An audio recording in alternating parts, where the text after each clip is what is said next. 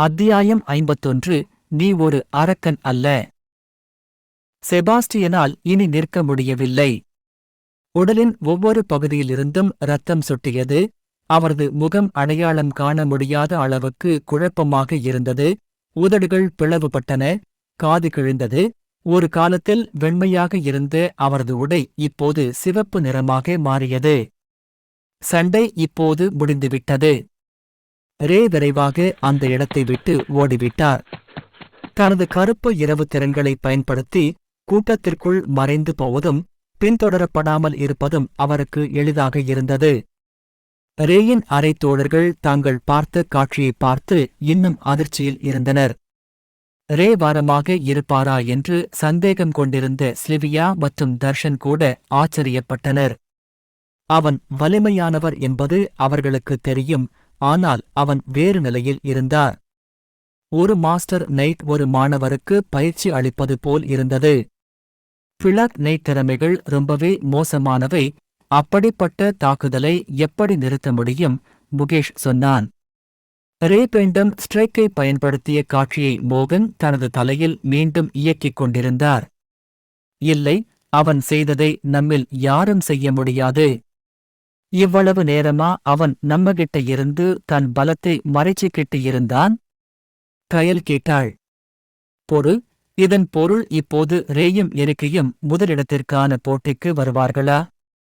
முகேஷ் கத்தினார். அவர்களைச் சுற்றியிருந்த மக்கள் முகேஷனின் பேச்சைக் கேட்டதால் ஏதாவது வதந்திகளைக் கேட்க வேண்டும் என்ற நம்பிக்கையில் அவர்கள் குழுவை நோக்கி நெருங்கிச் செல்லத் தொடங்கினர்.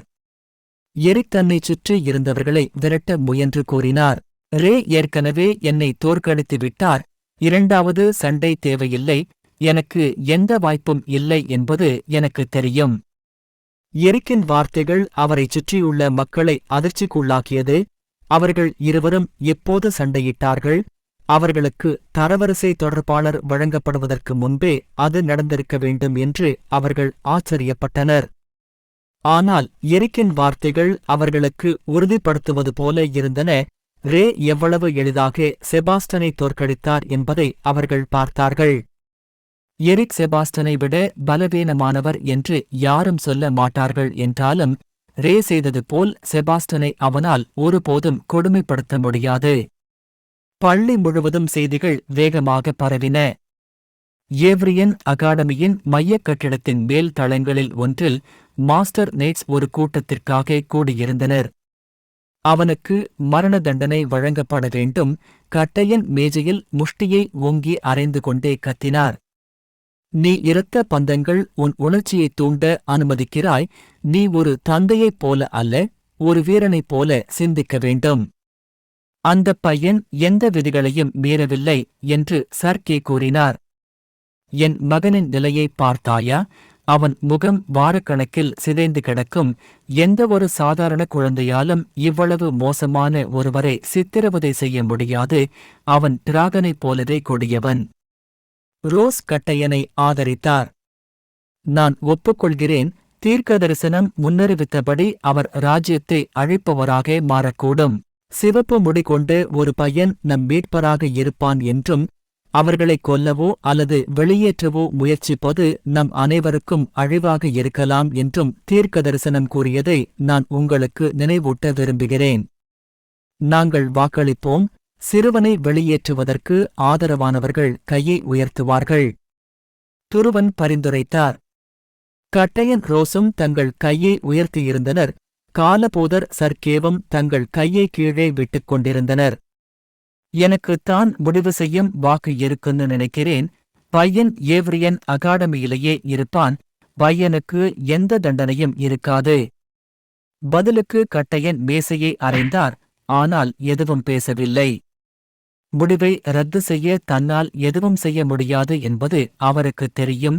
எவ்ரியன் அகாடமியின் விதிகளை அவர் மதித்தாலும் கூட சிறுவனுக்கு தீங்கு விளைவிக்க தன்னால் எதுவும் செய்ய முடியாவிட்டால் ஒருவேளை வேறு யாராவது இதை செய்யக்கூடும் என்ற எண்ணம் கட்டையன் மனதில் திடீரென வந்தது. இன்றிரவு ஒரு சோர்வான நாளாக இருந்தது.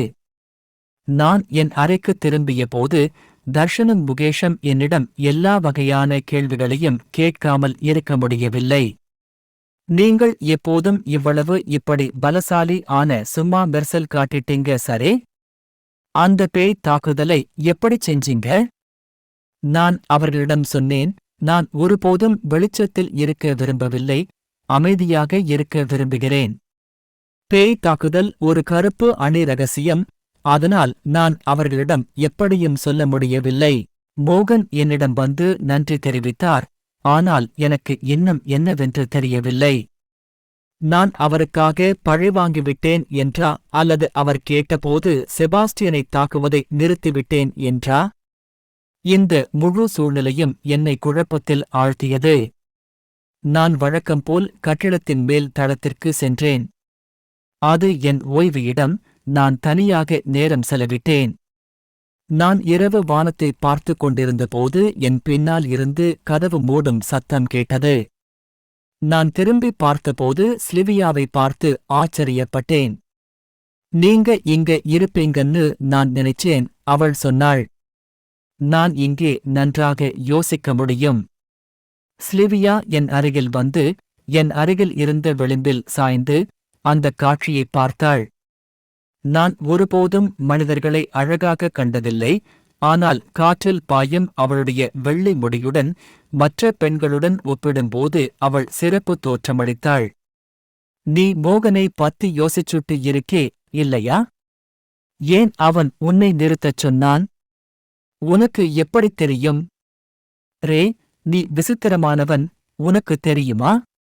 நீ ஒருபோதும் மக்களிடம் நன்றாகப் பேசத் தெரிந்ததில்லை, மனித உணர்வுகளை புரிந்து கொள்ளாதது போல. நாம் ஏன் சோகமாகவோ மகிழ்ச்சியாகவோ இருக்கிறோம் என்பது உனக்கு புரியவில்லை. நான் உன்னை பார்க்கும்போது மிகவும் கோபமாக இருக்கும் ஒருவரை பார்க்கிறேன், அவர் குழப்பமடைகிறார். உன்னை பார்க்கும்போது நான் உனக்கு உதவ விரும்புகிறேன். நான் ஸ்லிவியாவின் கண்களை பார்த்தேன். ஸ்லிவியா, என்னை பார்த்து நீ பயப்படுகிறாயா?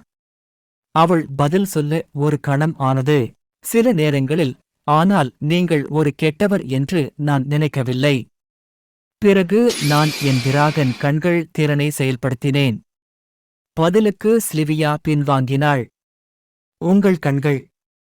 பகலில் எனது டிராகன் கண்கள் திறன்களை செயல்படுத்திய போது அவை சாதாரணமாக தெரிந்தன, ஆனால் இரவில் என் கண்கள் பிரகாசமான மஞ்சள் நிறமாக மாறும்.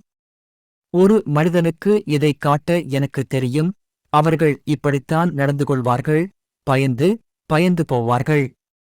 மக்கள் அவர்களிடமிருந்து வேறுபட்டவர்களை வெறுத்தார்கள். ஸ்லிவியா என்னை நோக்கி நெருங்கினாள். அழகானரே, அவங்க உனக்கு நல்லா பொருந்துவாங்க. பின்னர் அவள் வெளியேறும் இடத்தை நோக்கி நடக்கத் தொடங்கினாள். கதவை திறந்தவுடன் அவள் கடைசியாக ஒரு வார்த்தை சொன்னாள். நீ ஒரு ஆசுரன் இல்லை ரே. மனிதர்களை புரிந்து கொள்வது கடினம்.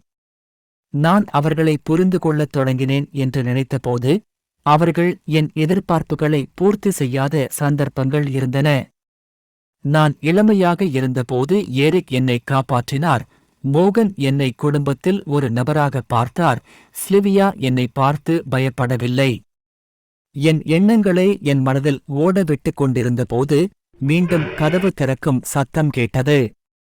ஏதோ ஒரு காரணத்திற்காக ஸ்லிவியா திரும்பி வருவதை எதிர்பார்த்து நான் திரும்பிப் பார்த்தேன்.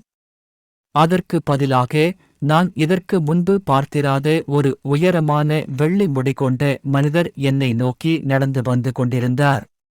நீங்க சொல்றது சரிதான் ரே, நான் உங்களுக்கு ஒரு பாடம் கற்பிக்க வந்திருக்கேன்.